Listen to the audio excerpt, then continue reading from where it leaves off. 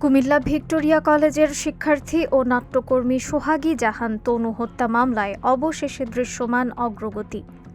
দীর্ঘ ১০ বছর পর এই মামলায় প্রথমবারের মতো একজন সন্দেহভাজনকে গ্রেফতার করেছে পিবিআই।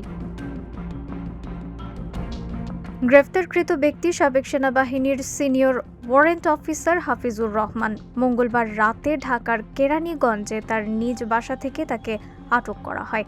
বুধবার তাকে আদালতে হাজির করে ৭ দিনের রিমান্ড আবেদন করে পিবিআই। পরে senior judicial magistrate Mominul Haque ৩ দিনের রিমান্ড মঞ্জুর করেন।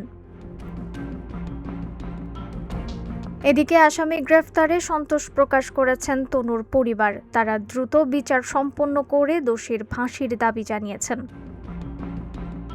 এর আগে গত ৬ এপ্রিল মামলার তদন্ত কর্মকর্তা ৩ সন্দেহভাজনের ডিএনএ পরীক্ষার অনুমতি চেয়েছিলেন আদালতের কাছে। আদালত সূত্র জানায়, এ পর্যন্ত মামলায় ৮০টির বেশি তারিখ পার হয়েছে এবং ৪টি সংস্থার ৭ জন তদন্ত কর্মকর্তা দায়িত্ব পালন করেছেন।